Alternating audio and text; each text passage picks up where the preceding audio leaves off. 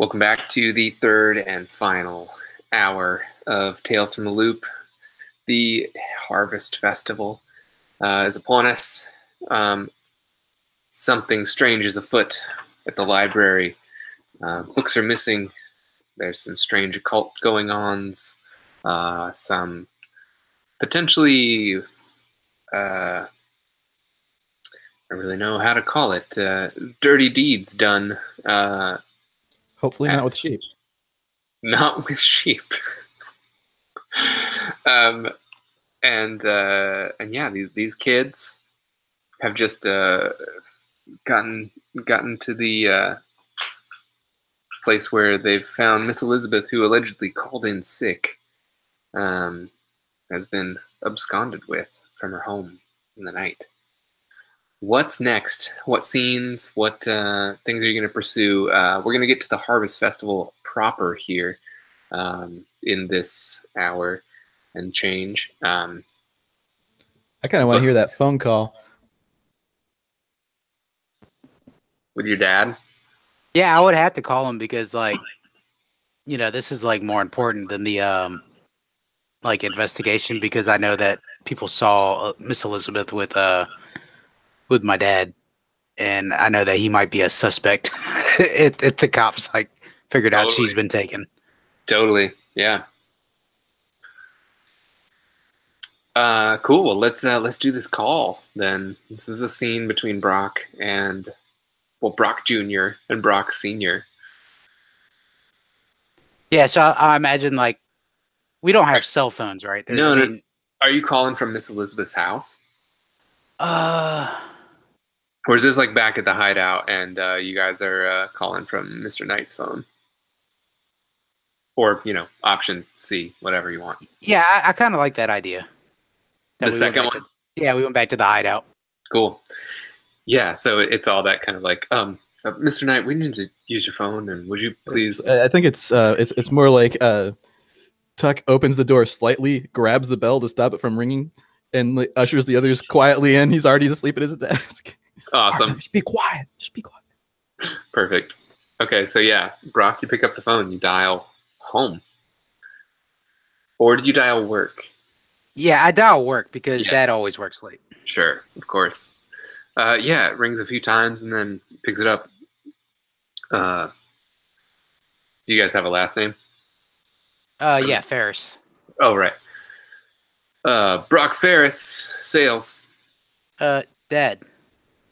Oh, hey, Brock. Listen, I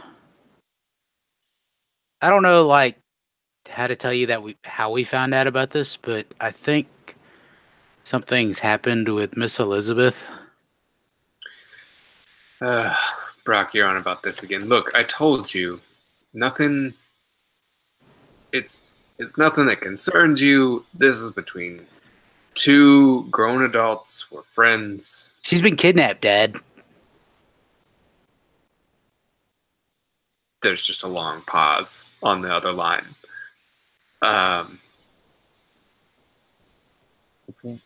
What?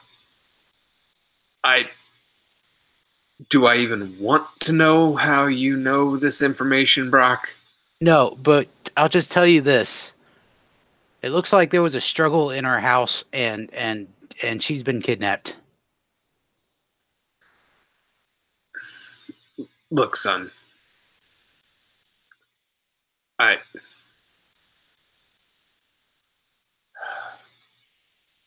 shoot you straight. We did go see Back to the Future. And it was fantastic. But that's the last I saw her. I dropped her off. We said, see you. We said, see you whenever. And that's the last that happened. Look, if adults just don't go kidnapped, son. They don't just wander away. I'm sure if Miss Elizabeth is called in sick today, she's called in sick today. She's not home. Did you kidnap her? Look, Brock, I'm insulted that you would even insinuate this sort of thing. Of course I didn't kidnap Miss Elizabeth. And he was like, so actually, he's like, of course I didn't. And then like, huh? Of course I didn't kidnap Miss Elizabeth. Look, I can't. The more I talk to you about this here in my office, the more that this is going to be. Look, this conversation is over, Brock. Fine. I hope the cops don't come talk to you. Click.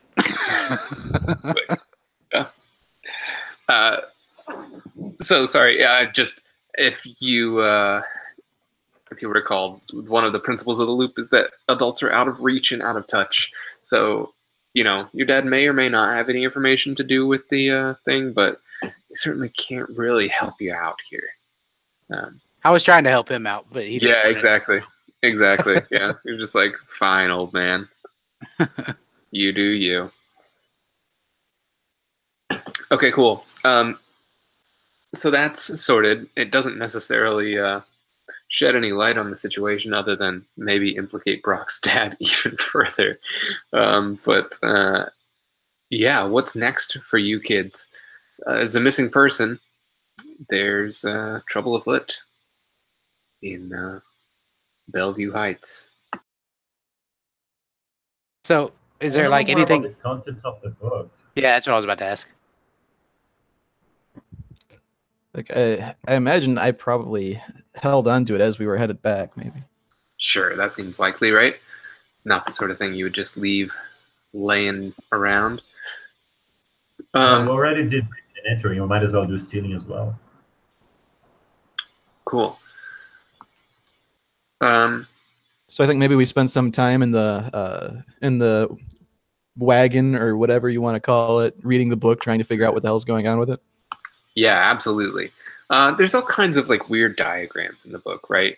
And the book is called The Human Animal, but it's like, so there's a lot of philosophical stuff about this glorification of like wilderness and nature and wild creatures and how humans were meant to be more like this. And there's the content of the book is mostly philosophical, but do you have both copies? Did you end up stealing that one that you were from the library or no? No, I don't think I ended up keeping that because I used that to put it in the books because the robot took it and put it in the stack of books that was going in the boxes. Gotcha. Well, here's a piece of information that I'll give you anyway, and that's that the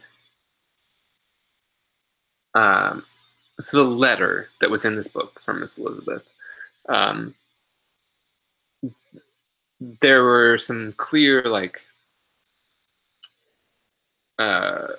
the handwriting in that letter definitely reminds you of the handwriting that you saw in some notes in the margins of the one that you picked up from the desk in the library.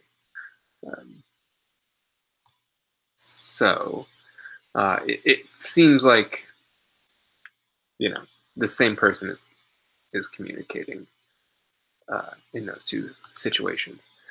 The notes that are scribbled in the margins of the one book in the library, you obviously didn't have the time to investigate, but you could still. The book here largely talks about, again, philosophically, humans as animals, and this kind of glorification of almost like a beast mode of person, and giving in to one's animal instincts. And in the well, no, this is information. You've got time to check this out. In the back of the book, you can see that it is a library book. It's got a library like card thing in it, and it was checked out yesterday, the day before, the day essentially that Elizabeth went missing. And the card doesn't say you checked it out.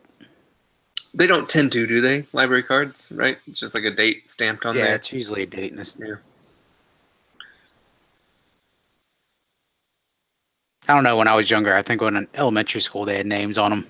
When I was a kid, long time ago. All the books like that you had for your school for the school year had the name on it, but not like the Sure. books that you just checked out for a couple days. Gotcha. Well, there's no name on this. It's stamped with the date for yesterday from the library.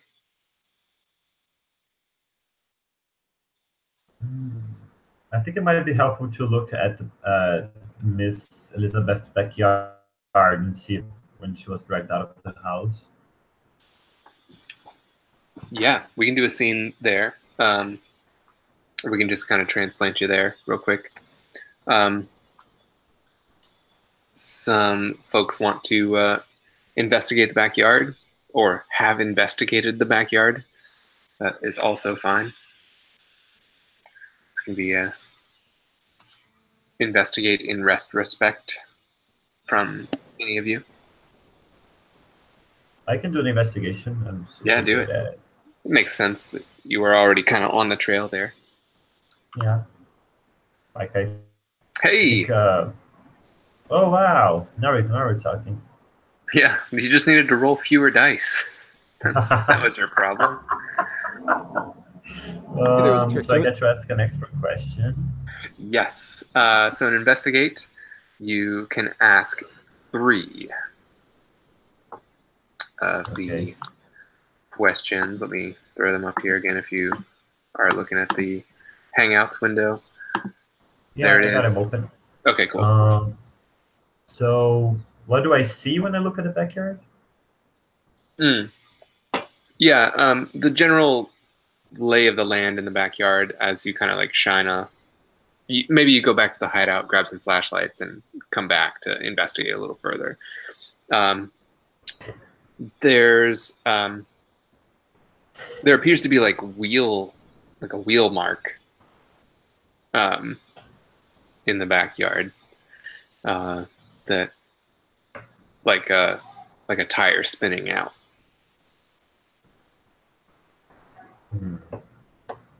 That is the thing of note back there. And then you can ask 3 of those questions. I think I'm gonna go with the most straightforward one first. What does it mean? What does it mean? Well, it means that it reminds you of kind of like a bigger version, almost, of the like unicycle type robot thing. You know, like a single track trot here. The tread on it reminds you of like the tread on the smaller one. So to you, it means, this looks like one of those cycle bots from the maintenance, from the groundskeeping crew at the school. Okay. I'm wondering. I think I need 3 questions, so I think I'm just gonna ask what has happened here, just for the sake of it, even though it's pretty obvious. Sure. Where is it is maybe another one that could kind of come into play here. Okay, I think I'm gonna go with where is it, and then what threats, just so I can put myself in danger. Yeah, sure. Where is it? The tracks lead, off and away through the property, and her house is kind of like at the end of a cul-de-sac and a small little subdivision of Bellevue Heights, and they kind of lead just back into the woods further for right now. If you were to follow them a little bit, which I assume that Esther does, and it kind of like, in the film version, we get a little bit of spooky music as the tall grass kind of like blows in the autumn wind and tickles at her feet. She kind of shines her light here and there, and she perceives a threat further deep in the tall grass, something watching her. Watching her with like, it feels like, Esther, you're trying to be as quiet as you can. Yeah. But you still feel like every step you take, every move you make, they'll be watching you.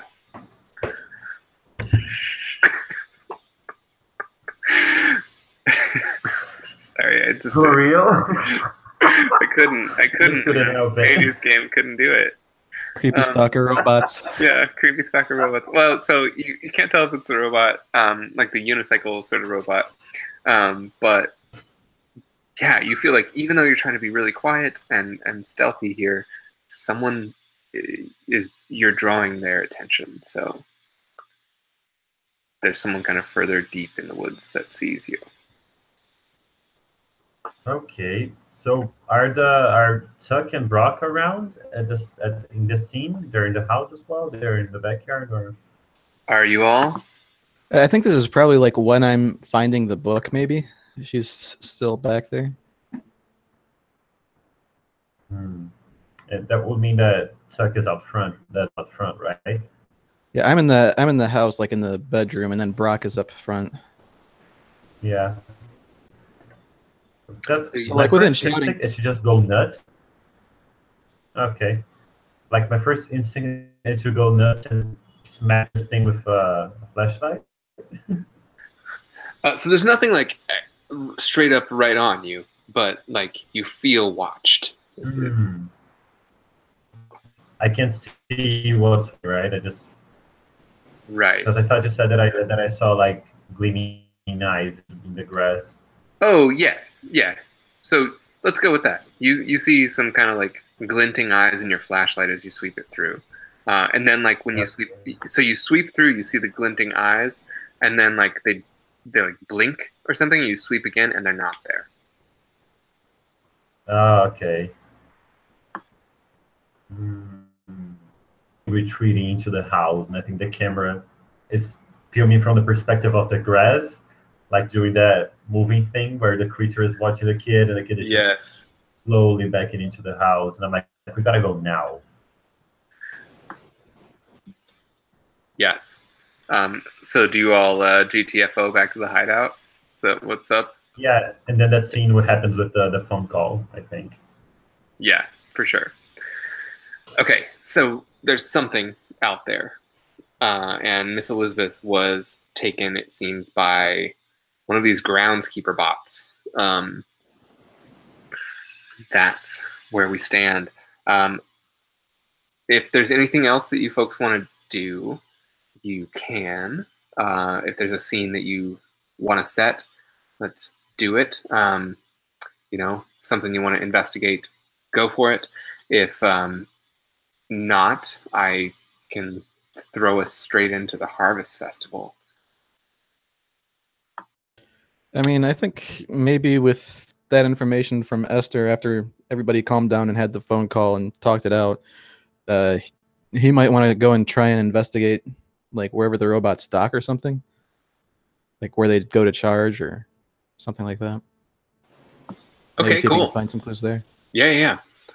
So they dock usually at the maintenance shed that is kind of Pear's, you know, place.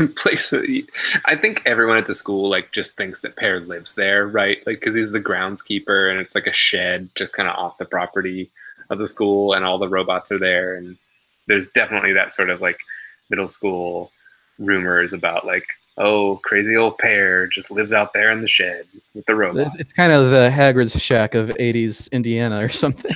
Absolutely, yes. I love that this is Indiana. That makes total sense for what's happening. So yeah, that's where the bots kind of dock, charge, get, you know, turn in at the night. Yeah. I think everyone would associate the bots with Pear. Like that's a kind of pairing, if you will. No, we won't. You won't have it. It's not allowed. No. So yeah, that's the situation. Is that you would probably think like, oh, these bots, it's Pear's bots. Right. So I think Tuck would probably tell both of you like what he wants to do, so you're welcome to be along with him. I don't think this is a situation he'd probably bring Gus into, because it's going to be on the school grounds. There's probably like a gate or something to get over. Yeah, I mean, not necessarily. It's up to you whether you want to or not. There's not. It's a public school, like people can just get in there, and the grounds, like the maintenance shack, is on the grounds.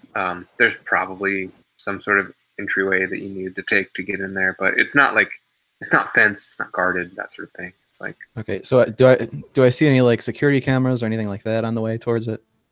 There. I'm under the assumption that this is nighttime. Yeah. Mm-hmm. Yeah. So there are security cameras like around the school in general, but you all can either deal with those in some way in a scene, or you can just hope that they don't do infrared. I think as like Chuck is looking at the maintenance shed, I want to sneak into the library to see if I can figure out who checked out the book last. Okay, cool. Oh, so this is like school after hours, the spookiest friggin' thing as a kid. Everyone just assumes like school dies when we leave it. School is not there. But when you go into a school, it's empty. So friggin' spooky. It's spooky even in the daytime if it's empty. Yeah, man. All right. So yeah, let's have this happen. And Luis, what is Esther up to? I think I can have Tuck sneak into the shack. I don't know how mystical we're going with this, but maybe my bird whistle, I can whistle for the birds to perch on the cameras and maybe obstruct the view somewhat. Oh, I love that. That's cute and awesome. So it's nighttime-ish. Birds are mostly asleep, but you have kind of a weird connection with the birds, yeah? Maybe there's owls. Yeah. Oh, yeah, but the owls are not what they seem, though. Sorry. Oh, no.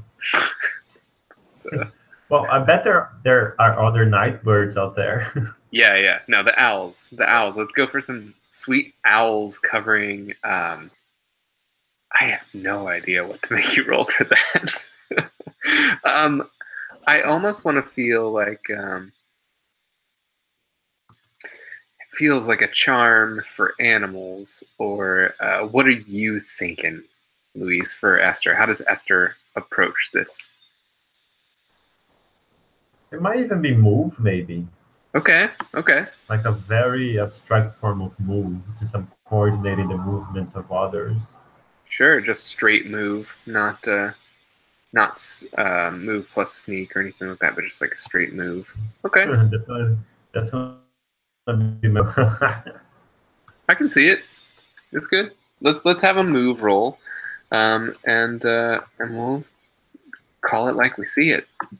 Okay. Oh, nice. Heyo. Yeah. 2 successes on 4 dice. Yep. Heck of a darn roll. So the secret is rolling few dice. That's right. That's the thing. Is everyone's trying to roll too many dice. Okay, cool. So on a move, bonus effects are give a success to another kid, impress someone, or no one notices you. I think I might know which one you want of those. Okay, so I was gonna go with the meta one and say nobody notices me, but I'm a sucker for drama, so I'm gonna say that I impressed. I love it.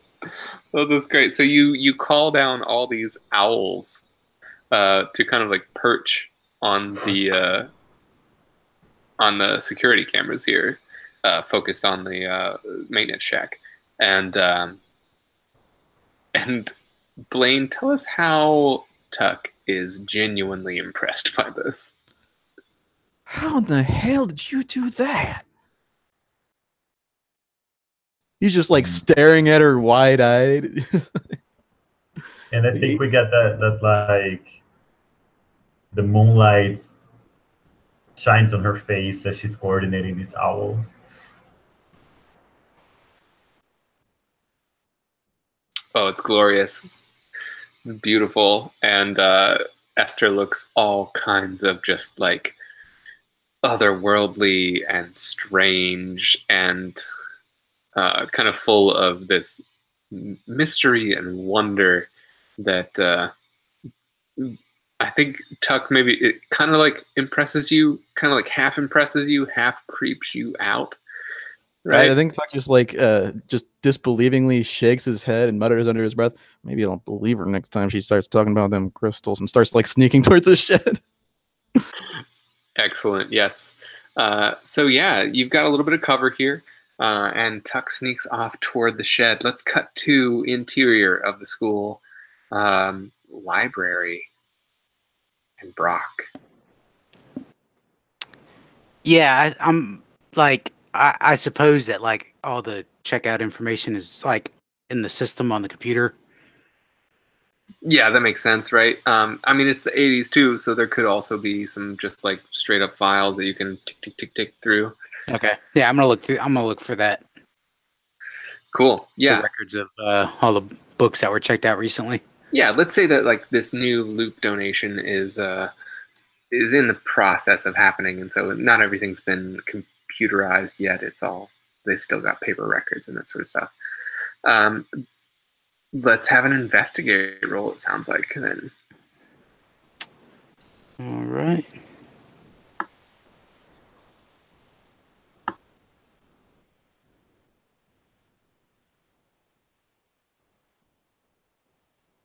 I got one.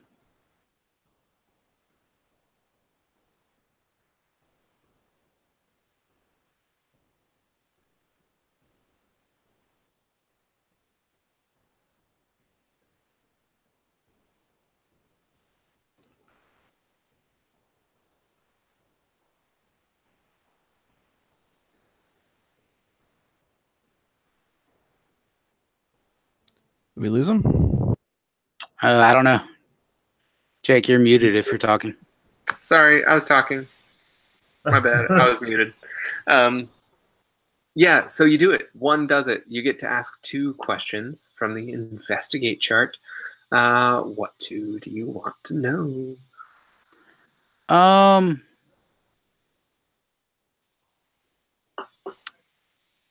Well, one of the things I want to find out who checked out the book. I don't know. Yeah, for sure. So you find out who checked out the book, and you know, despite the fact that it makes no sense that whoever that a faculty person would have to do such a thing, but no, it makes perfect sense, right? The faculty have to check out the books just like the students, and it was checked out by one pair, last name and Skillion. I was just thinking, you better not say tree. Pair, last name Partridge.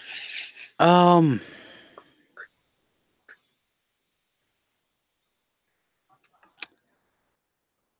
let me ask what else is hidden here.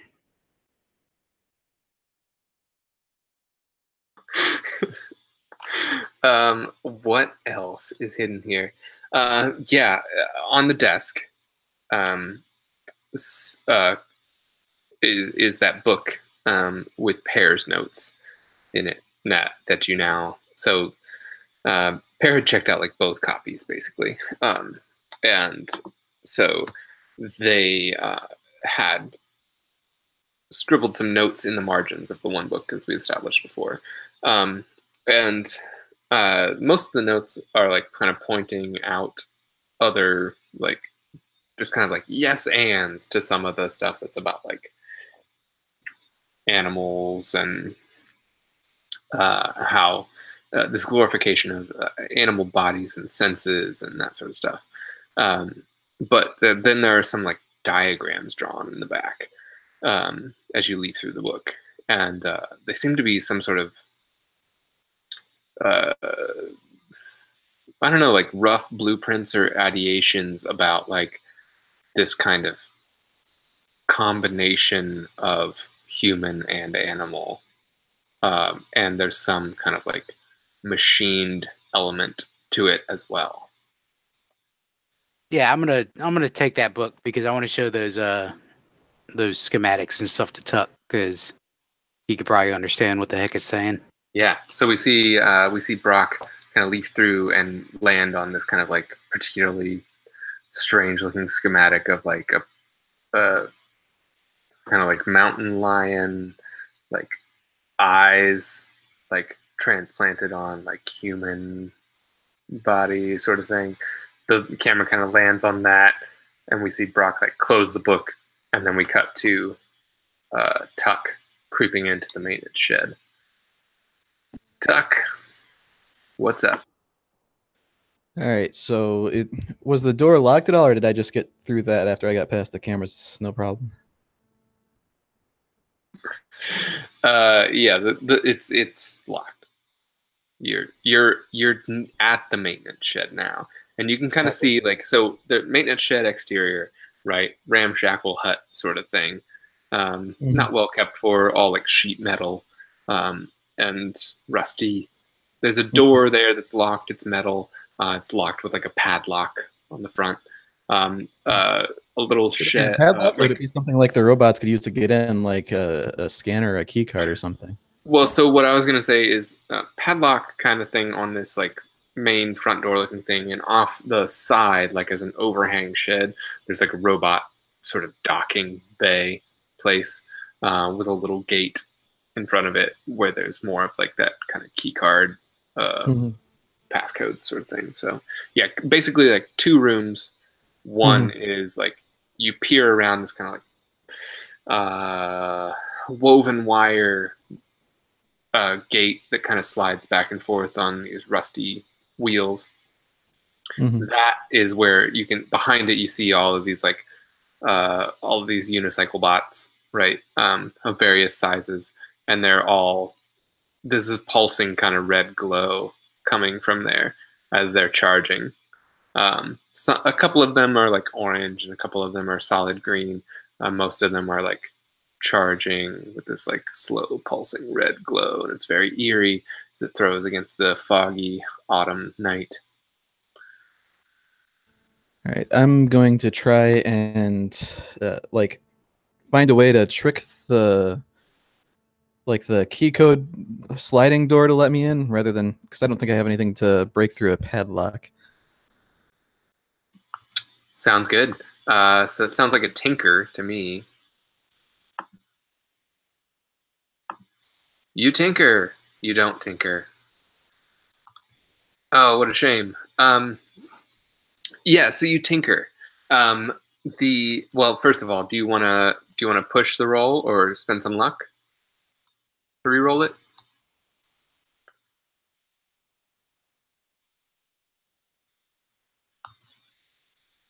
Yes, you do. Sorry, I was muted. I was saying that yes, I want to spend my luck. Okay, so you spend the luck. So there's this like moment where Tuck kind of like grabs a couple of wires out of the like passcode, right? You bring it out and you like kind of jam them together, and suddenly an alarm starts to go off, like and then it's like wait, hang on, hold on. Yeah, and then like twist a couple more together, and the gate lock mechanism turns from red to green, and you feel you can slide it open just fine there. So I'll go sort of sneaking on into the room, keeping an eye out for any of the robots being awake, but it looks like they're all charging. Yeah, most of them are charging. There's definitely, like I said, a couple of them that are like green. There's a couple like little beeps and blips as you walk past through. It doesn't feel entirely safe. I think I want to sneak here. And Esther, are you with them?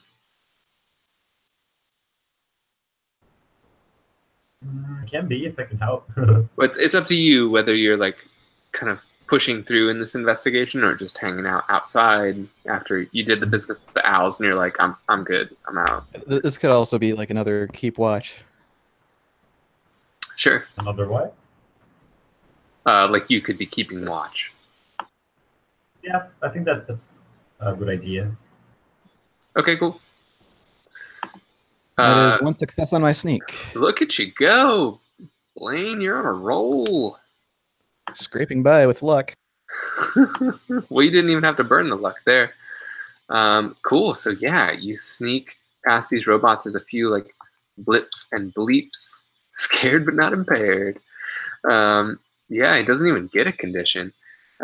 So you kind of just keep creeping past these robots. One of them, like its scanner pops on and goes across the room, and you just like duck as it hide behind one of the other robots. Exactly, yeah. So it passes right over the other robot, and then you're like, okay, I'm safe. And then you find the kind of entryway from there into the main maintenance shed. Just a quick question before I pass through that door. Are there Yeah. are any of the robots larger than the others, or do they all seem to be the same size? They're varying sizes, yeah. So anywhere from the small ones like you saw in the library to the large ones like the tracks you saw from Miss Elizabeth's house. Okay. Did any of the large ones look like they'd been, I don't know, like messed with or damaged in any way? Or that would no obvious blood stains on them or something? I would need an investigate roll from that to find out. Yeah, I think I've pushed my luck in that room a little bit too much. Okay, fair enough. Moving on into the main maintenance shed. In here, if you wanted to, there's a way to open the front door from the inside. Like a key you could tuck through the nail slot to Esther for the padlock if you would like, or a general way just to open the front door. Yeah, sure, I'll do that. You want to be together. Cool. Let her in. Maybe impress her a little bit with my ability to get into places. Yeah. Look at you go. One day and you broke houses already. This is different. There aren't people here. They're robots. Whatever you need to tell yourself to feel good, Tuck. What are you guys looking for in here? Let's just look around and find whatever it is we came here to find. Never mind that this is like Tuck's idea to come check this place out. Yeah. So I think he's like looking for any like logs of robot activity that's out of normal, maybe if there's something like that, or. So like I give you that book that's got the schematics in it. Sure. So maybe you catch up to them. Yeah, and like as well. You could look for like any of those parts or anything that you might see in those schematics. Yeah, let's have that. So basically, Brock catches up to Esther as Tuck is kind of making his way into the shed here, and Brock and Esther have this moment of like, look at this stuff, and then the shed door swings open, and they're like, Tuck is like, come on in. So what, Brock, are you trying to tell the rest of the party here to be on the lookout for, or anything like that?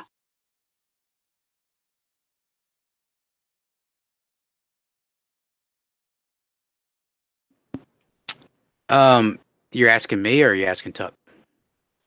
Brock, what are you trying to communicate to the rest of the kids here?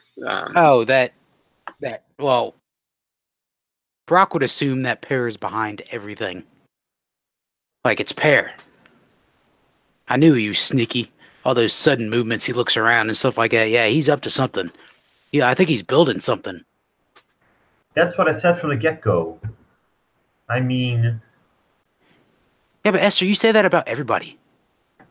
Well, I'm going to be right at some point, and this is my moment.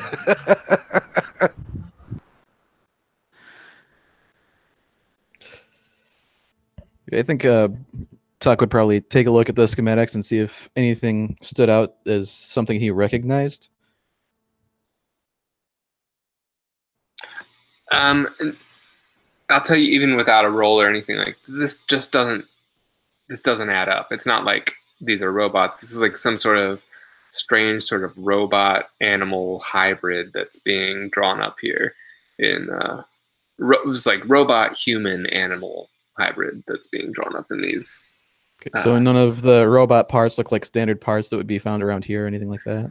Well, yeah. I mean, so I suppose I'll give you that like, yeah, there's definitely parts in the schematics that are drawn up that are like, they look to be parts from, as you look around, yeah, just push things along here. As you look around, yeah, there are definitely things that kind of lay about in the maintenance shed that you feel like, this kind of looks like this, and these parts kind of look like they could be this stuff. And you're starting to piece that stuff together when like there's a clang, like a sudden clang as something rolls off a shelf and just clatters to the metallic floor, and everybody up, it's obviously like, ah! I think that's a decent place to stop this scene, as you guys maybe kind of pop out of here with TFO? Yeah, a good amount of information. And we'll move on to the next scene I want to do. Is kind of this like, it's going to be basically the climax of the story here. It's the Harvest Festival, and there's a lot of stuff going down. But before we hit the Harvest Festival, should we do another little reconnoiter here, and you all can talk about what you think's going down and what your plan is? If you give us a chance to take away those conditions.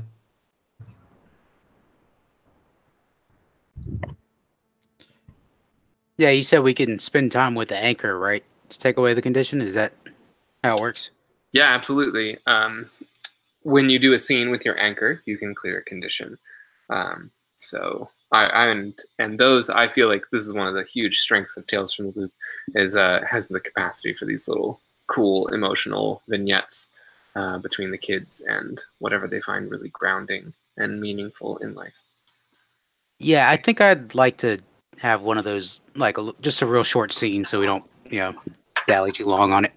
Sure. My anchor is my older sibling. It's my sister Jane. Cool. She's already graduated from school and is now going to the community college, I guess, here. Yeah, cool. Bellevue Heights Community College. Yeah. So like I go visit her at her house, and if somebody just wants to play my sister real quick, and yeah, somebody get in on it. Blaine is the only one who hasn't played an NPC. I can do it. Okay. So yeah, you are Jane, my older sister. So like, yeah, I show up at your little apartment. Imagine it's like in downtown Bellevue. Perhaps it's above like a convenience store or something. It's a little rinky-dink apartment. So like, yeah, I walk inside and I'm like Jane, we gotta talk about Dad. Brock, what's there to talk about? What do you mean, what's there to talk about? He's going around Mom's back. They're gonna get a divorce, you know that, right? The only difference this time is that now Mom knows about it. Well, I mean, I didn't. Do you tell Mom? I didn't tell Mom. No, I didn't tell Mom. Well, how do you know she knows about it? Do you think she's deaf? Everybody's talking about it around town. Oh, God. These people and their gossip, I swear. Oh, man, what do we do? I don't know, Brock. It's... keep our heads down, get through college, and get the hell out of this small town? What do you want me to say? I mean, yeah, that's great and fine and dandy and all, but if you're gone, I will have nothing. I'll have to deal with all this crap myself. You'll never have to do it by yourself, but I have to move on with my life. I can't stay here forever. Can you stay just until it's over? I mean, just if they get a divorce, just till the divorce is over? Well, I'm not going anywhere before the semester's over. You think it's going to be that quick for the divorce? Maybe? I don't know. Look, will you... How fast do divorces usually take? I don't know. I've never been divorced before. Neither have I. Look, can we get together like later on this weekend and have a talk with Mom about this? Because Dad's not going to listen to me. Yeah, of course we can. Listen, it's late. Why don't you go home and get some sleep, and I'll set something up with Mom tomorrow. All right, yeah. Thanks, sis. No problem. Oh, God damn it, I love this game. Oh, that's beautiful. Does anyone else have a scene with their anchor that they want to throw out here? I've kind of got one, but I'm not sure if I actually need anybody to voice it. So I think, after we skedaddle from being scared witless by dropping stuff in the shed, everybody else goes home or to Sister's apartments or wherever else, and Tuck goes back to the junkyard and finds Mr. Knight still asleep at his desk, and just like sighs from outside, opens the door, like the bell rings. He doesn't quite wake up. He just like goes in, shakes him awake slightly, and just ushers him upstairs and into bed. That's really sweet. Yeah. Mr. Knight's probably like, oh, Tucker. Like, come on, Mr. Knight. You can't keep sleeping down here. You know it's terrible for your back. Oh, Tucker, you know I could do this myself. I know you can. You just don't. Yeah, I can do it. I could do it, Tucker. I could do it. Just like you. You can do anything you want. I can make it upstairs by myself. All right, you get some rest now. I'll see you in the morning. Thanks, boy. You look out for yourself out there, all right? Yes, sir. You too. Sorry, I had to jump in there. No, it worked. It's perfect. It's beautiful. Luis, does Esther have a scene that she needs, or no? She doesn't really need you anyway. I think she's getting ready for we're doing the Harvest Festival next, so yeah, she swings by her place real quick to get ready, and she overhears her mom just like being berated by Rick, and she grits her teeth, runs upstairs, changes real quickly before they realize she's home, and rushes to her grandma's house. And when she gets to her grandma's house, it's like a whole different scenario. Instead of like bickering adults and boring domestic life, it's like this beautiful shack in the woods where she has a lot of candles lit up. She has a bird feeder. She has garden gnomes. It's the works. It's like, and she's celebrating the solstice or whatever, because it's a very spiritually charged day, and she's communing with the forest spirits, and she just like lighting candles around her beautiful garden, and Esther just say anything. And her grandma pats her head, and she's like, "It's okay, child. Everything will work out in the end." They don't even say anything to each other. They just hang around for a while. Yes, and yes. It's beautiful. It's touching, this little moment in the woods. So do I unmark scared now, or? Yeah, those of you who did scenes with your anchors, if you have any condition you want to clear from that, please do. And yeah, the next, so this is like, Thursday night. You all are checking into this place, and it's creepy as all get out. You've learned a lot of weird stuff, and you're definitely suspecting Pear is behind it seems, and or this new weird loop facility that's moved into your hometown. But you've all, kind of scattered from there and gone to your respective homes.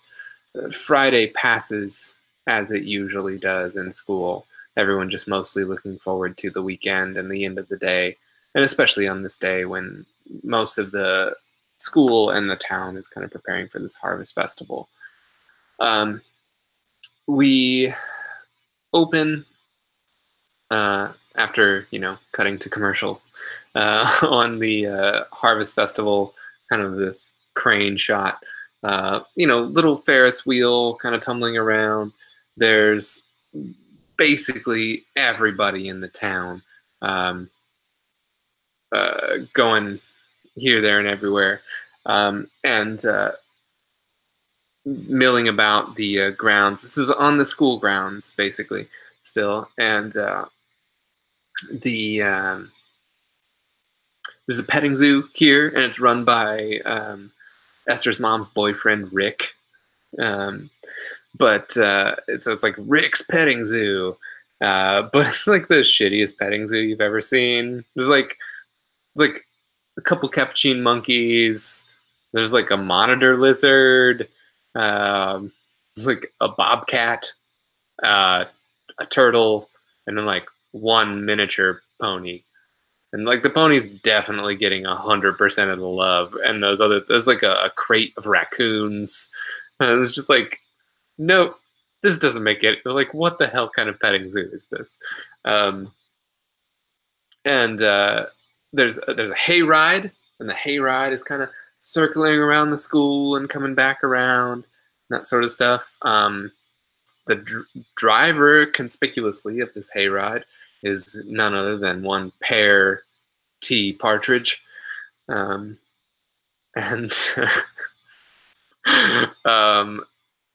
yeah, the teachers and adults and everybody milling about here. You folks are arriving at the Harvest Festival yourselves. What's your plan? What do you think's going down? Let's set this kind of final climactic scene.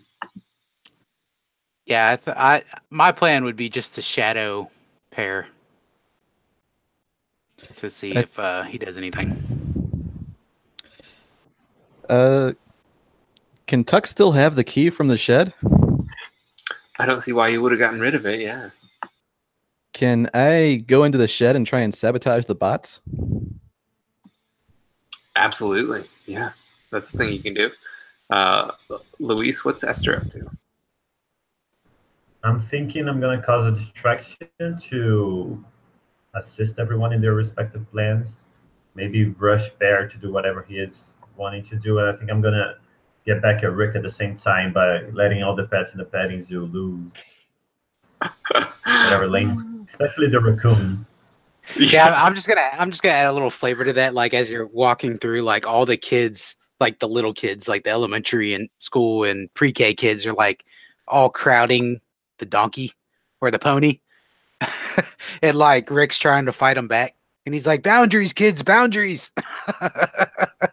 The pony don't like it when you feed him that close. Hey, stop pulling his mane. Behind him. He's going to kick you.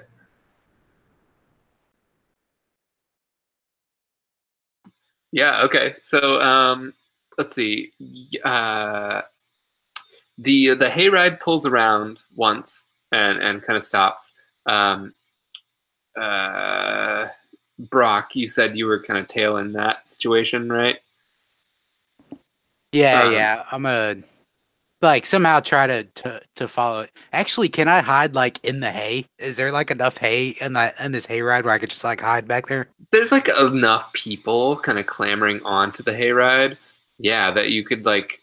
It's tricky to feel like you could get kind of lost in this, but you probably have more of a chance of getting lost in the crowd. No, what I think I got I think there's a skill I could use here. Okay. Contact. I think I can use contact. Yes. Yeah. How are you going to contact here? Contact one of the cool mechanical skills in this game. So it says the ability to know the right person and get a hold of them. Yep. So like somebody that like I could jump on the ride with that will like help shield me while I hide in this hay to where Pear won't notice. Is it Jane? Is she here at the Harvest Festival? Oh, my sister? Yeah. Like the whole town's here.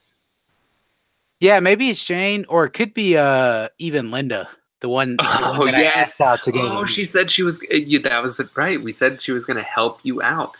Yeah, going forward. Okay, yeah, great. It's Linda. So Linda's on the hayride. She's like just climbed up there, and so now it's up to you to see. We're going to see how this contact works out. Can you roll it for us? Yep.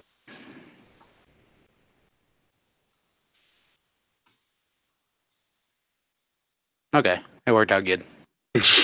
I'll say. Oh my word. Yeah, so contact. You got 3 successes on contact. So here, let me just throw this up for everybody to see. Contact, knowing the right person, and get a hold of her. Who is it? It's Linda. If you succeed, you find her. You find Linda, and she's ready to help. Bonus effects, you get 2. You're looking for her to basically like help you hide in the hay here. Yeah. So, what 2 bonus effects do you want? I'll go with the contact brings more people also ready to help. Okay. That's I'm the popular kid anyways. That seems fitting. And I'll just go with I don't have to roll to get a hold of the contact again during this mystery, even though I know I probably won't need it. Okay, sounds good. Yeah, so Linda is hello, stop presenting to everyone. I don't know what's going on. Anyway, there we go. Okay, good. So Linda crawls up on the hayride along with her whole like gaggle, her whole posse that she was with before, and they're like, "All right, pair, full steam ahead," and like they're all just kind of like cackling and giggling when Brock crawls up onto like the hayride, like already in motion, right? Yeah, they're all screaming and laughing, and like they're screaming in Pear's ear. So like he's just absolutely totally distracted, doesn't see me like run along the side of the road and jump in the back. Yeah, absolutely. It's great. Super great. Cool. So you are on this hayride that's heading around the school and in a loop. It's dark out, and let's cut to. I want to grab a quick scene with Esther and Rick here, and then we're going to cut to Tuck at the maintenance shed. So Esther and Rick at the petting zoo, the very shitty petting zoo. Oh, Rick. I mean, who's playing him? Oh, I'll play him. I feel like playing Rick right now. That's cool. Okay. Esther, I see you made it to the Harvest Festival. And what the hell kind of get-up is that? How is Esther dressed for the Harvest Festival? These are my clothes. What's that? How is Esther dressed for the Harvest Festival? I think she's going with a long black skirt and a long sleeved like farm girl stomping onions in Italy in the summer, floral blouse, and of course a crystal necklace. Awesome. I see you found some more of your grandmother's crystals. I think I told you to stop visiting her. Well, I'm sorry, Rick, but you can't tell me what to do. She's my grandma. Yeah. Hey, you kids, look, I said stop. No, the pony has enough. No, the pony does not want your cotton candy. He does not want your cotton candy. Stop, get back. And he's kind of gone off to chase the other kids. At the moment, you've got a little bit of an opening here if you want to spring your trap to seed some chaos at the petting zoo. Tuck says, I will. He does know that's a girl pony, don't he? He doesn't know a lot about anything, Tuck. And I think I kneeled down next to the. You said there were raccoons. He had a raccoon cage at a petting zoo. Yep, that's what I said. I like whisper to them. I'm like, "Go, creatures of the forest, wreak havoc on this terrible place." I read that in a book somewhere, and I like open their cages. The raccoons tumble out of there in a fierce sort of like frenzy ball of like and they're like tumbling out. The toddlers and the preschool kids are all like scattering, right? Because the raccoons are now like scratching out of there, and they're like, "Mom, mom, mom, mom, mom!" And the pony like rears up, and Rick has a hold of the pony. And it's this hilarious sight because it's a miniature pony, right? And like the ponies are rearing up, and Rick is like, "Whoa, whoa, down, damn it!" And the pony like totally kicks him over into like a trough of water or something, and Rick gets just like doused in water, and the animals kind of create this mass like little havoc here as Rick totally eats it. And actually, I'm gonna go. I love it. Yeah, I think we have like that Wizard of Oz moment where Esther is just sitting in the middle of this crowd of animals flowing past her into the assembled folk. It's like, fly, my pretties, fly. Yes. Oh, it's so perfect. So perfect. Yeah, so there's mass havoc now at the Harvest Festival. There's this crate of raccoons and a miniature pony and a monitor lizard and all kinds of others. For some reason. A bobcat, yeah. They're just like running around the Harvest Festival now. Like there was a kid like bobbing for apples, and he like pecks up his head and like just spits the apple out and like takes off running. Then there's sufficient distraction here now that we cut to the maintenance shed, where Tuck is trying to get back in. He's got the key. Yeah, I think Tuck just like watches all of this chaos start to unfold, like glances around shiftily, and then just hightails it over to the maintenance shed and sneaks in. Awesome, yeah. So you sneak into the maintenance shed. You kind of clear the door just as you kind of hear the tractor pulling the hayride start to rumble past you. It's rumbling nearer and nearer the shed as you got behind the closed door. And Brock, you feel the tractor here is slowing down as it approaches the maintenance shed. And then the gaggle of middle school and high school kids is just like a complete din as they are still shouting and giggling and singing songs and that sort of stuff. And Pear in the front is just like shaking his head and just kind of like throttling the tractor down slightly as he approaches the shed. So Tuck probably doesn't quite know what's going on there, so he's going to go to do what he was about doing in the first place, which is trying to sabotage these robots, because at this point he doesn't trust them really. Sure. So yeah, roll me some tinker for sabotage.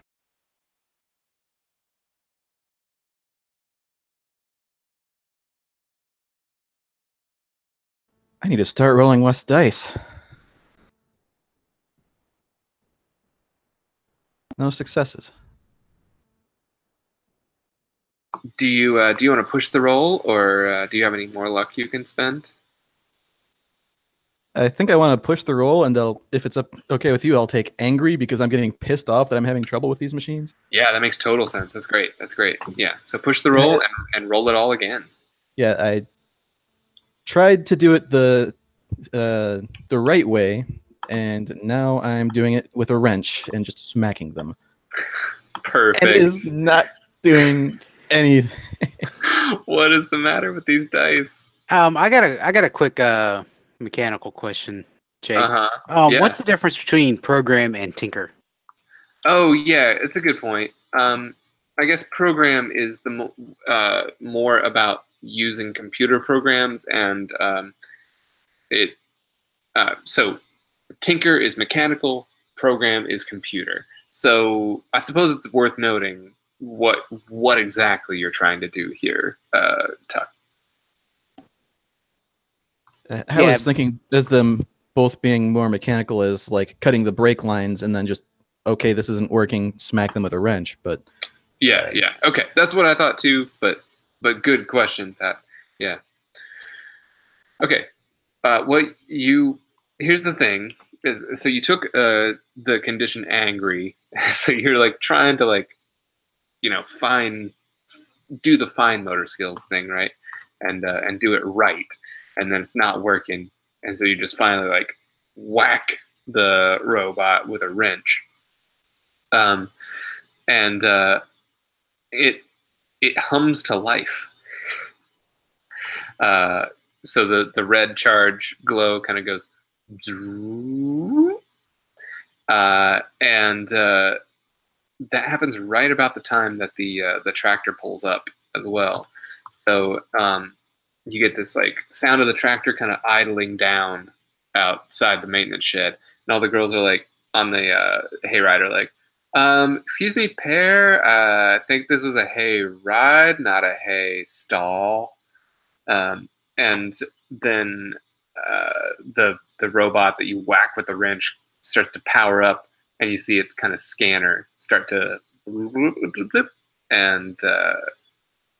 and the head kind of starts to swivel around, and it's about to scan you, it seems, unless you are going to do something to get yourself out of that situation. Can I like jump behind it and like ride on his back so it can't see me? Yeah, that sounds like a move roll. Slash sneak if you wanted to make it sneak, but to me it feels more like a just a straight up move. 2. Good. So there you go. Even with your condition, you get 2 successes on a move roll. That's a bonus success. You can impress someone, no one notices you, or you give a success to another kid.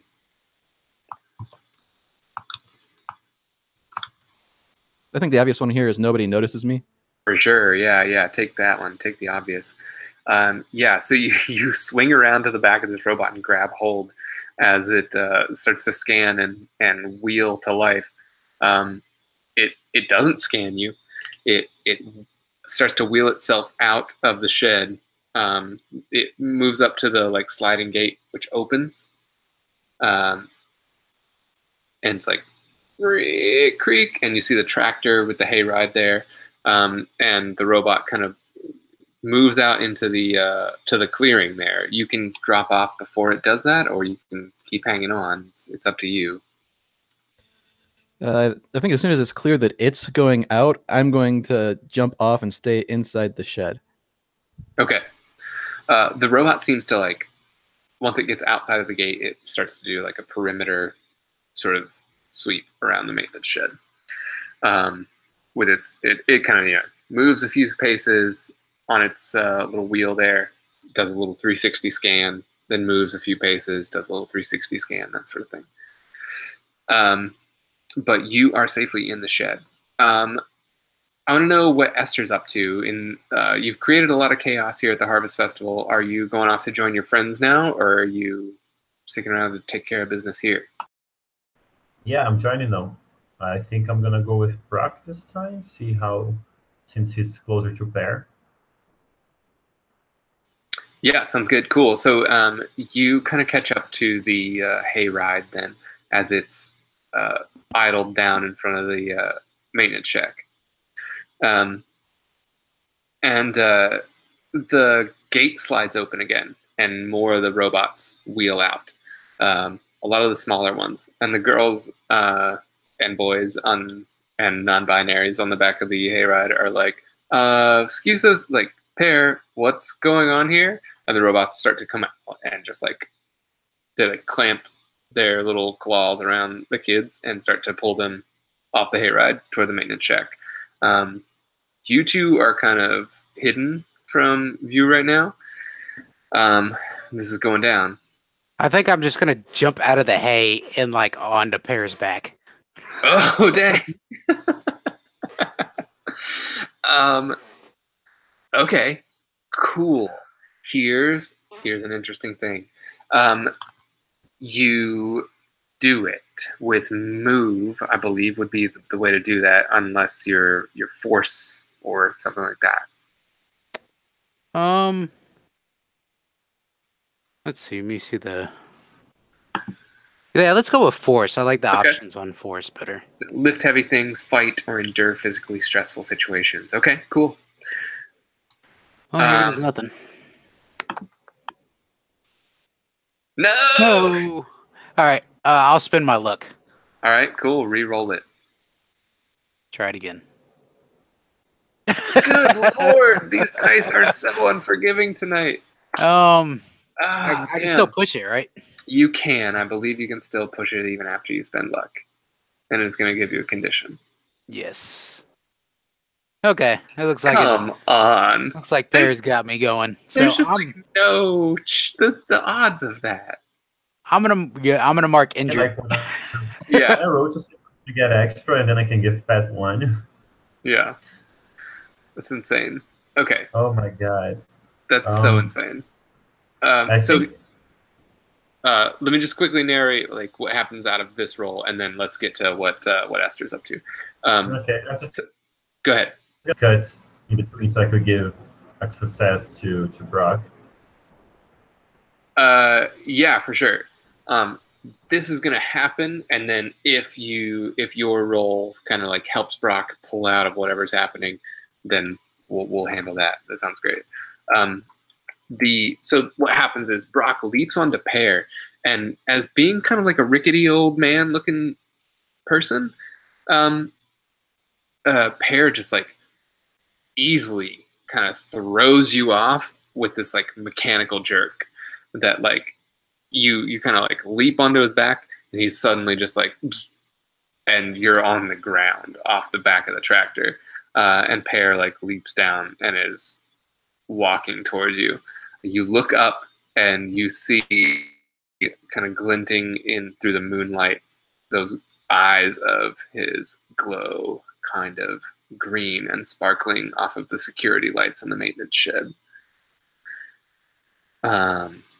This dude is more than you bargained for. So yeah, injured as you tumble off of the tractor on the ground, and Pear is marching toward you, and he's like, "Kid, I told you not to bother me. Leave me alone." What's Esther up to? I'm honestly gonna stick the owls on him. So good. Yes, let's have it. What did we have you roll before for the owls? It was move, but I think this is definitely force now. Okay, cool. Yeah, let's have Esther with force, and you're using your bird whistle, I assume. That's your iconic item. Yeah. That gives you an extra 2 dice. Yep. What's wrong with these dice? What is happening? I promise I didn't rig this. Uh-huh. Now that we've hit the climax, y'all are rolling zeros. I'm gonna spend my remaining luck point. Okay. That's it. Yes. There it is. You hit it. Woof. Yes. So force with the luck. You do it. You don't get any bonus effects, but what's the intended effect here with the owls? So I see coming towards Brock, and I see him on the ground, and I see that he's hurt, and I just pull my whistle out and I blow it, and I point towards this thing, and I'm like, "Get away from me, you creep!" And the owls just start pecking at his eyes, those big glowing green eyes. You don't want to be a glowing thing in the night when a person can summon birds and point them towards you. That's the tagline for this campaign. Ravens would be really cool. Ravens would be really cool, by the way. Absolutely. They're really into shiny things, so. Yeah. Super good. So these owls just descend on Pear, and there's this it's just kind of like swatting at them, and they're pecking at his eyes, and he's like, "Get at it here, you crazy birds!" And that gives Brock enough of a chance to roll away. The kids on the hayride are still getting taken away here by these bots toward the maintenance shed. And speaking of the maintenance shed, what's going on inside here? Tuck, as you are searching around. I've got an idea. It might be a little bit off the wall here. I kind of want to use my pride, which is I can fix anything, to cobble together a robot that's on our side. Yay! I love it. And that's 100% what your pride is for. It's an auto success on a roll. This feels like a tinker roll, and in which case building is one of those things. When you tinker, you're usually either building something or manipulating something. When you build, the game master will tell you what it takes to build something. You need a certain item, you need to successfully calculate, you need to successfully comprehend, you need to successfully program something, you need a lot of time, or you need new tools. When you have what you need, you roll to overcome the trouble of actually making the thing. If it's successful, you write down the object as an item of a bonus of +1. And then there are bonus effects as well. So you use your pride to auto-succeed. So I'm going to say that what you need to build this thing is to kind of successfully calculate first. Like you've got some spare parts, but you need a second to like put together a plan here, right? So give me a calculate roll. Okay, so does the success go towards this calculator, or is the success for the tinker, but I need to calculate to get there? The latter, yeah. Okay. Hey, one success. You successfully calculate how to build this robot, and then your pride comes in with I can build anything. And you've got an auto success of an object that's this robot with a bonus of +1. Now, if you want, you can actually roll your tinker, and if you get a success, that's going to push you into the bonus effects. No reason not to. Yeah, I totally agree. Nice. Okay, cool. So bonus effect, the thing is more durable than expected, the thing can do more than expected, or the thing is more discreet than expected. I would go with more durable than expected, especially since it probably looks janky as heck since it's cobbled together from like 3 different sizes of robot. Yeah, that's awesome. That's great. So you've built another one of these like wheelie robots, right? But this one's on your side, and it's now a +2 item on your sheet there. Write it down. And yeah, you can. What are you gonna do with this robot that's a good robot? I think I wanted to like try and do I see what's happening with the robots bringing the kids this way, or from inside the shed? You would hear them. You'd surely hear them like shouting and screaming, and you could take a glance out of the shed. Yeah. All right, so I think I'm going to ride this thing out of the shed cavalry style and figure out what's going on. Oh, that's so great. Yes. So like. Oh man, this is epic shot, right? Of like the door to the maintenance shed, like the kids are being like dragged toward the maintenance shed by these robots, and Tuck suddenly like the door to the maintenance shed bursts open, and here's Tuck like on the back of a robot, like wielding a wrench high above his head, and he's like shouting. It makes like some like janky 8-bit noises, like.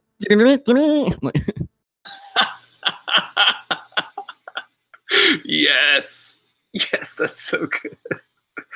And with this, I think I'm gonna try and roll this into a force and try and just swing by and club some of these robots. Yes, absolutely do. So do I roll that as force with the wheelie bot then? Sorry, yeah. Plus it's force +2 from your wheelie bot.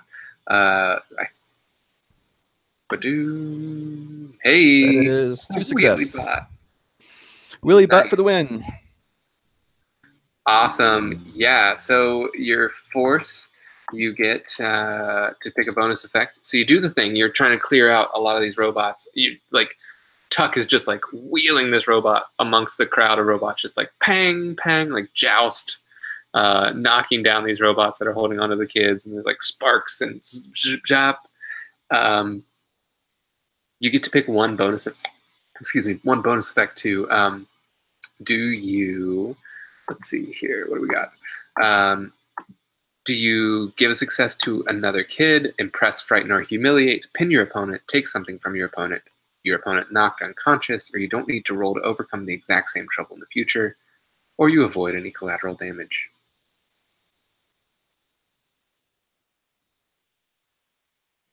And you're muted still. I don't know.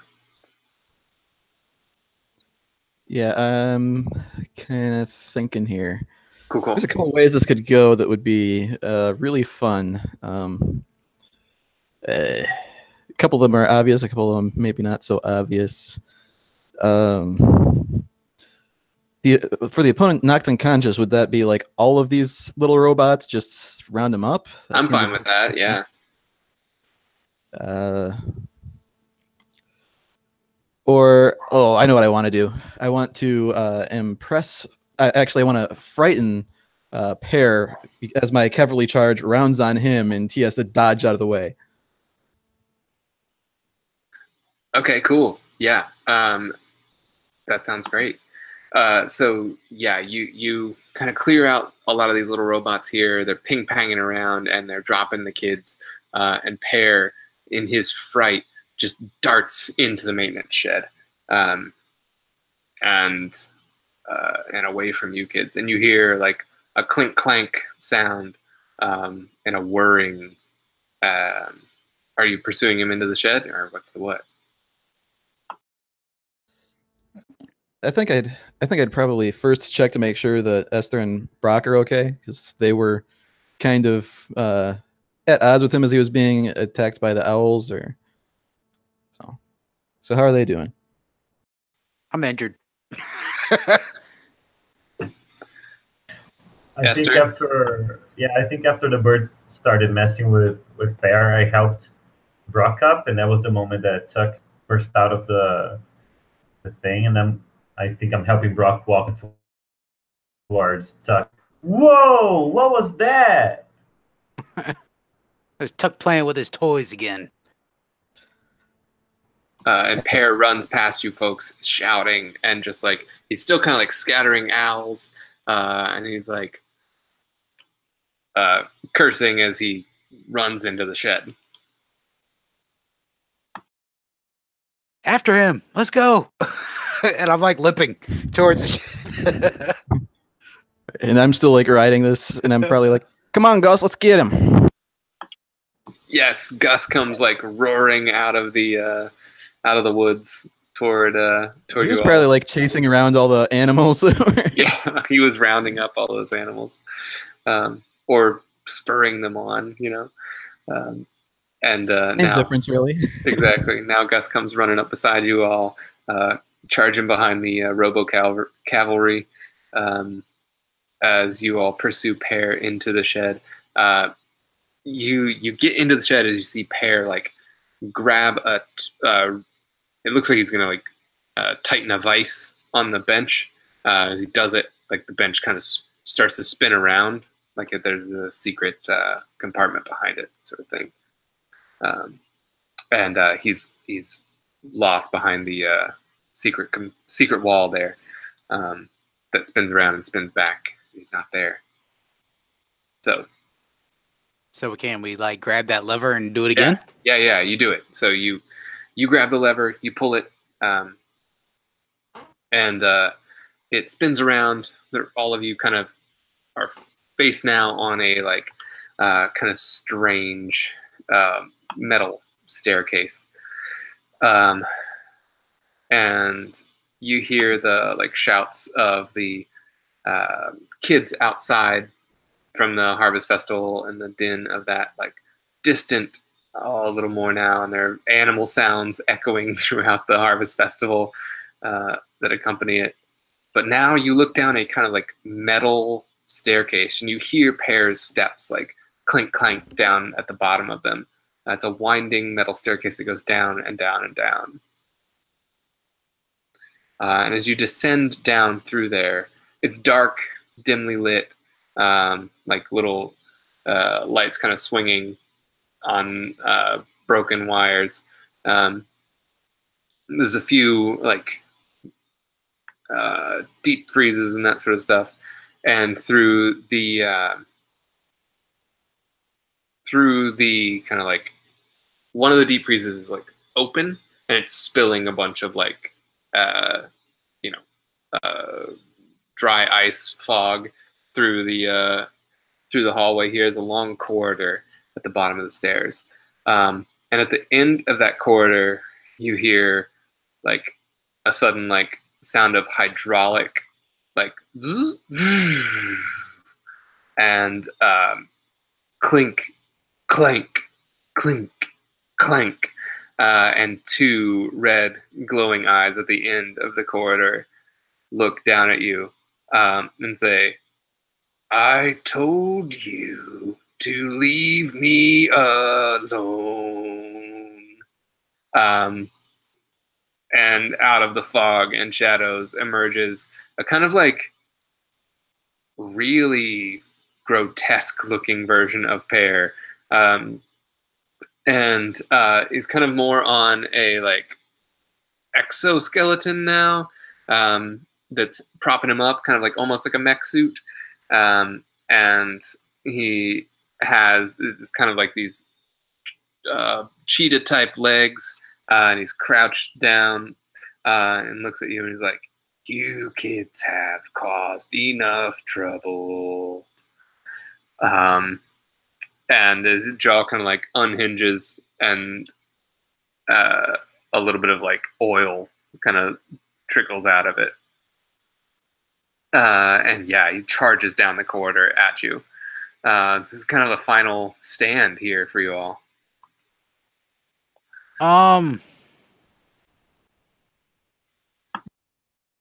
Like my idea would be to like, I want to try to like talk him down. With empathize and using a pride move to do it. I'll say you'll need more than one success on this for an empathize. So your pride is 1. You'll need 2 successes at least to do this one. Okay. So just to say, my pride is I know everything about everyone. Yeah. You've got that book. Yep. And actually, can I use that on my roll, or? Yeah, you absolutely can. If you're invoking your pride, you totally should, if that's what it's pertaining to. Oh, I totally forgot to mention this too. So like, you've got the deep freeze spilling this out, and then like on a table over to the side is like, there you hear someone call out, and it's just like in a fright, and it's clearly Miss Elizabeth, the librarian, who's like strapped to a table down there, and she's just like, "You've got to stop him! You've got to stop him! He's gone completely mad. We're not meant to live like this." All right. Yeah, I got 1 success. 1 success, plus your pride is 2. So yeah, you've stopped him in his tracks for now. How? What does the burn book have on Mr. Pear? Exactly.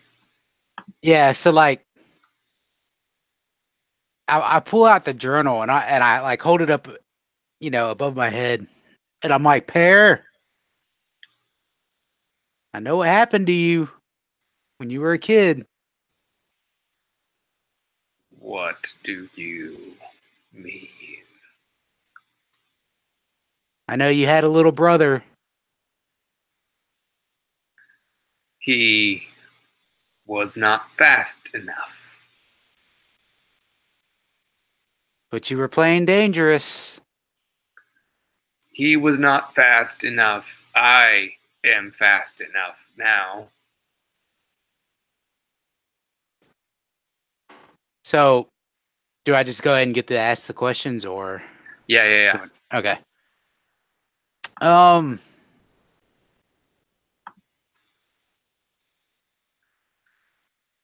This is charm, is what we're working with. Is that empathize? Empathize, right. Sure. I guess. How can I make it? How can I make Pear do something? How can I make Pear stop with this rampage? Yeah. You can make Pear stop by sorry. Let's see. I think you're on the right track with this thing about his brother. I like that line of thinking. You can make him stop this charge by reminding him of his humanity. Okay. And what's the other one? I was just and what is their weak spot? Their weak spot is Miss Elizabeth. There's a reason that Pear has kind of like singled her out and has brought her here. He has her here for a purpose, and he needs her to finish whatever he started here. So yeah, like I kind of like mentioned to Esther and Tuck, I'm like, gotta talk to him like a human being, not some machine. Cool. Since it's 11:45, and I know I want to respect everybody's time stuff. So the Tales from the Loop has a kind of I like to think of it as kind of a fast forward mechanic in these like large scale conflicts, and it's basically a way to kind of narrate a complicated situation in one kind of montage of moves. So what we're going to do is set a kind of like win condition goal for you folks of 6. Yes. So we need. Let me just double check here. I think, yeah. So you need 6 successes here as a group in order to kind of like completely diffuse this situation and bring it to a close. What we do is you each pick a thing you're going to do. So 2 of you have already used your prides. So that's a thing. But I know Luis, Esther has hers left, right, still? Yeah. And you need basically 6 successes overall. You can still, take some conditions to push your rolls and all of that sort of stuff. I'm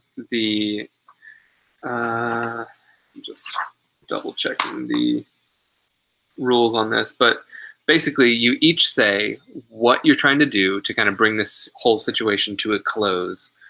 You roll your action, and we see how close you get to the total that's needed here, and we narrate what happens from there. So let's call it out. Who's doing what, and how are you trying to bring this little episode to a close?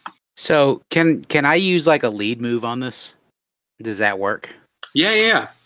You can do that as a like setup to this final action, I think, too. Yeah, so like perhaps Brock's like either telling Tuck or Esther, whoever wants to do that, to try to go to round and get Miss Elizabeth. I think Tuck would do that, and he'd probably use Gus as sort of like a flanking force as a distraction to get around. Okay, cool, yeah. And so, Esther, what was Esther planning? I was thinking of straight up walking up to Miss Pride is that I have a really good instinct when it comes to making risky choices. So I was thinking that maybe like looking at the situation, it wouldn't seem advisable to just step up and undo her shackles. But I got this feeling that if I do it, it's going to work out okay. Like it's going to show him that's not right. what he has done. Cool. Well, let's have the lead roll first, and that's going to be a setup to. This is basically like Brock disseminating the information that he's kind of gleaned from the empathize roll before to the rest of the crew. And 3. Yeah, I got lucky on that one. there's all those successes coming home to roost. You get 6 dice to hand out in this final little action here. So yeah, in the final montage action, you need 6 successes total to take care of business here. You make your plan. It seems like we've gotten a little bit of that here. Brock, you can hand out those dice per action, or how in any way you want. You have 6 dice to hand out. Okay. And do I then have to do it before the rolls? Yes, okay. you do. And then you all make your plan, and we play out the scenes. You each do the thing that you want, and we see those happen. We count the number of total successes, and then we narrate the actual result in the end. So let's let it play.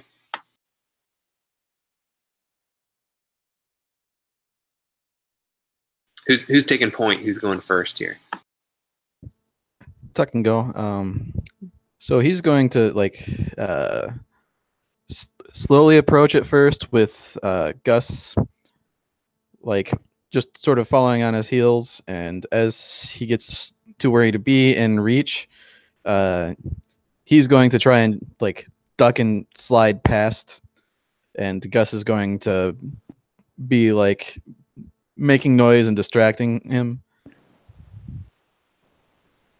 Cool. And then who's following that up? I think Esther is just breaking off from the group after the distraction and rushing towards Miss Elizabeth's side and start undoing her bonds. And Pat, what's Brock up to? I think Brock's still talking to Pear. Totally appealing to that humanity still in there. Yeah, awesome. So let's have these rolls, and we'll. I want to hear. I want to hear you all do your things. Let's just start reverse order. Then we'll start with Pat. And what are you saying to Pear as you and roll your charm for me, or empathize or whatever? But it feels like charm, I guess. Yeah, I think it's charm. So I'm like, Pear, you can't make up for past mistakes by force and intimidation and technology. You know, who you are is in your heart. It's not in steel and hydraulics. Awesome. Let's roll that charm. And this time we're not going to be looking to the questions or prompts or anything. Okay. We're just looking for a total number of successes on this. 2. All right. And you still have all your 6 dice to give out, right? Yeah, I still have those. Nice hit. Good deal. I'll give Louise is going next. I'll go ahead and give you 2 of those dice, so you get 2 extra dice on your roll. Sounds good. Luis. All right. So what I'm going to do is I'm going to undo the bonds. And I think Elizabeth is like, what are you doing? He's just standing there. We can't just get past him. And I silence her. And I just lead her by the hand towards Pear. And I touch his arm. And I draw his attention to Elizabeth's face, and I just go like, look how frightened she is. Look how you made her feel. Do you think this is right? Do you think there's anything right about this? I don't know what this is, the role. Oh, it feels like it's definitely a heart sort of thing, right? Yeah. but it's not contact. I mean, it's closest to charm. Charm's the wrong word for it, but it's a heart sort of thing. I feel like I could also see. Yeah, maybe empathize. Empathize. I mean, it feels like you're empathizing, but you tell me which one of those you want to do. I could take charm or empathize, I think. Well, I want to do empathize because there's the one I'm good at, but okay, yeah, let's do empathize. It feels more empathetic, right, than charming. Yeah. So do that one, and you've got 2 extra dice. Yeah. 2 more successes. All right, you've got just Blaine to go for Tuck. So Blaine. Was that with a success from his pride too, as well, or? I don't think you used it, did you? Do you want to have used your pride, Luis, on that, or does it factor in here? Yeah, we can use it. It sounded like that's what you were saying. Maybe I was wrong, but no. How does Esther's pride play into that? So I think that's like she had an instinct that this was the right call. That like this guy wasn't on a random rampage. He just needed a moment to think things through, and she took a chance. And she was like, I mean, I know you're a big dangerous robot, but look, this is not right. Yeah, absolutely. That's great. So that's 3 successes then instead of 2. Y'all are at 5. We just need 1 from Brock in order to clear this obstacle up. You mean Tuck? I'm sorry. There's too many things that end in k. And Tuck, you could have 2 dice as well. All right. So, and actually, with sort of the way this is played out, can I sort of change my plan a little bit? Instead of like approaching to try and dodge around him to get to Miss Elizabeth, since she's sort of moved on, maybe I'm like approaching him with Gus and like doing the whole, hey, here's this dog. You don't want to hurt a dog, do you, type thing? Absolutely. Let's just keep in mind that we don't want to hurt the dog. That is something we established in our X card in Lines and Veils. So. Better not roll badly. No, I think Tuck in any case would like back off at the first sign that he was going to make a. So I think he's trying. It's the same question as before. Like, is it an empathize or a charm? And I am terrible at both of those, so I'm not sure it really matters. Well, you do have 2 extra dice, so that's what you got, and you can push the roll after. You just need 1 success. And I am rolling fewer dice, so that's always worked out for us so far in this game.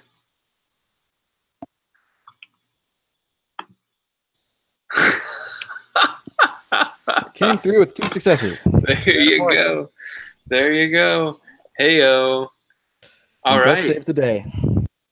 Yes. So Gus kind of again like just pushes his little wet snout onto the hydraulics of this machine that's looming over you, and like there's this scene of the 3 of you plus Elizabeth plus Gus like just kind of all gathered around Pear here. And this is like really like your hands are on the metal, and Gus's snout is like resting on his like kind of Oh, actually, can I jump in? Can we echo that scene where Gus like nuzzled Tuck's hand?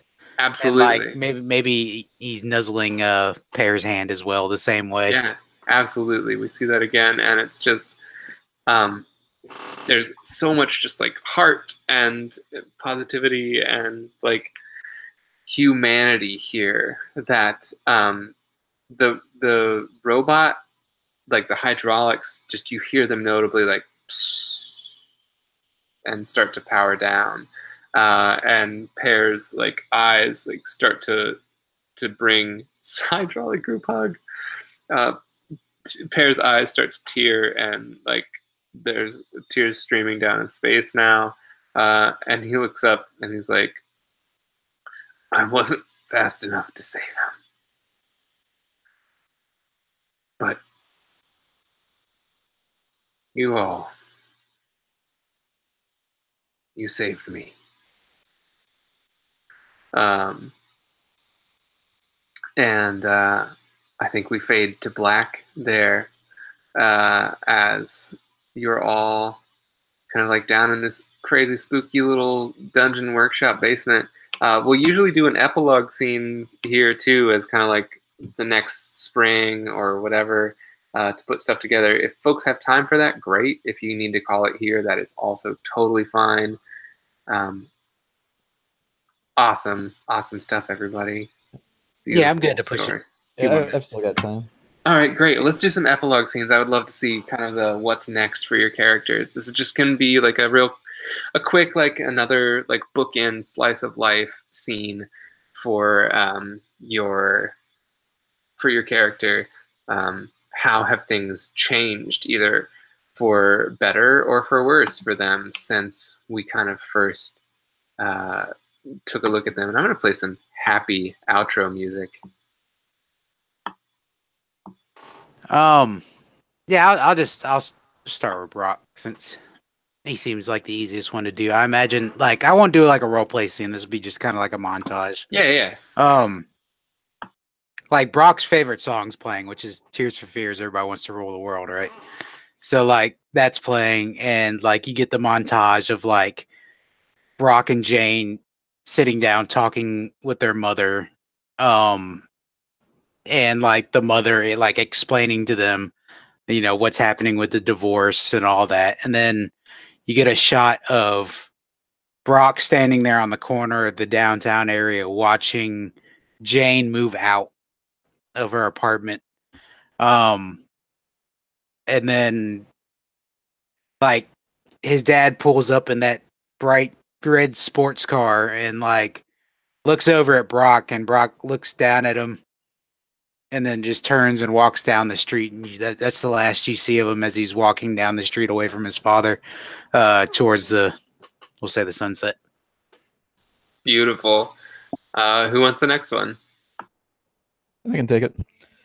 So something that we didn't really come up much in play, but the problem that Tuck was faced was that he had seriously injured his father while they were working on the tractor, so he wasn't really on good terms with his father, especially as I picture his father as like the real stern farmer type. Like if you've seen Bridge to Terabithia, he's basically Jesse Aaron's dad in that. Just okay, cool. Rough, serious man that has a hard time opening up to his son without having been had his hand injured during maintenance on a tractor. So I think we see sort of like the montage of him sort of trying to bridge that gap with his father. Like, you know, he wakes up in the morning, he's doing his chores, he sees his dad having trouble like lifting a sack of feed or whatever. So he's like he goes and helps him with that, and they have a talk, and you just see him talking there as they're doing chores around the barn. Does Tuck provide him with some sort of like robotic assistance for his like arm? I hadn't thought of that. That's a really cool idea, especially since what I was thinking is like with his arm is like he's got either nerve damage or something, so he can't grip fully now. So maybe like just like a hydraulic wrist brace or something. Yes, totally. Love it. All right, Luis. So for Esther, initially, I think seen not long after the Harvest Festival, where Rick is blaming her for what happened at the petting zoo, even though he has no proof that she was involved, he's still blaming her. And we just see this really awful scene where she's sitting in a chair, and he's yelling his head out at her, and her mother is just quiet. And that's just when she snaps. She just walks out of the table, packs a bag, and goes to move in with her grandmother. And her grandmother files for custody, and she gets it. And they live a very nice life in a beautiful shack in the woods. And she cuts contact with her mother and her asshole boyfriend. Awesome. And then I want to throw one last little epilogue out there where we see Pear with a little field of tiny little unicycle bots running around on the grounds. Like they're sweeping up And Pear looks a lot worse for the wear. You know, he's got like he's a little more haggard. He's got like a like metallic jaw that's been implanted on him, and he's kind of hobbling along, but he's doing it like on his own. Like he's not got any other sort of like mechanical prostheses or anything like that on him. He's just like looking around at all the bots. He like picks up a rake and just starts to rake up the leaves himself. And he looks up in the window at the library, and we see Miss Elizabeth up in the library window looking down at him, and they just kind of share a little bit of a smile, and then roll credits. So yeah, that's Tales from the Loop. Thank you guys so very much. That was really beautiful and touching and all kinds of heart and soul. Your kids were wonderful, and thanks for sticking around late. I know some of you are on an hour later time zone than me too, so thanks for that. It was beautiful. Yeah, if you all have any further comments or stuff you want to talk about, we can do it now, or we can just chat again further in the DMs on Slack or whatever. But I just want to mention I like the mechanic for conditions and how they work. It's really harsh when you get a condition, it seems like, because it's taking, you know, a chance for success. But I like how you can do like little refresh scenes. It's similar to Lady Blackbird in a way. Yeah. Where you have refresh scenes. I like that. Yeah, totally. It's a good game. One thing that I like is that, unlike Lady Blackbird, I don't know if I'm misremembering it, but I don't think the conditions of Lady Blackbird directly affect your pool. They're just flavor. Mm-hmm. And I'm kind of over systems that only do like harm for flavor. Like I can't stand tag-based systems anymore when it comes to harm. Like, give me a mechanical penalty. Don't make me like bend over backwards trying to make it fit into the narrative. You know, take a dice away from me. Give me minus. Just make me feel the hurt. Yeah, absolutely. Yeah, it's a penalty. It's harm. It's a condition. Yeah, it should affect your character for sure. And a system like this one makes you tie that to the role play somehow too, which I think matters a lot. Yeah, I gotta say, I just really liked the system in general. This is sort of the first game I've played that wasn't Dungeon World or D&D, so it was something entirely new for me. Awesome. Well, it was super great of you, Blaine. I really had a great time with you on the character that you wanted to play, and everything was really fun. I liked what you brought to the table, so it was super clever and creative. It didn't feel like D&D or Dungeon World at all. So how does XP work in this game? Yeah, it's complicated a little. Oh, it's not complicated at all. I don't know why I said that. XP in this game is really straightforward and simple. It's like in between sessions. Let me just grab it real quick because I'm never going to remember. But there's just a set number of 5 questions. Did you participate in the session? Mark 1. Have you been in trouble because of your problem or your relationships? Did you use or struggle with your pride? Mark 1. Did you put yourself at risk for other kids? Mark 1. Have you learned something new? What is it? Mark 1. And then when you fill 5 XP, you can increase a skill by 1. So yeah, you have basically just a little XP questionnaire at the end, and then you get 1 experience point for each question answered with a yes, and you can increase a skill by 1 for every 5 XP that you have to spend. I don't know if you can increase an attribute. That's the thing. It would make sense that you could. So I'm gonna hit it because it's a little late for me, but I had a really fun time. Thanks thanks for putting Luis. this together, Jake. Oh yeah, my pleasure. Absolutely. It was a great time playing with all of you. Likewise, thanks everybody for playing. Yeah. We can discuss further in the DMs if anybody has any comments or whatever. But thanks again. Will do. Fairly well, all. Have a good night. Night.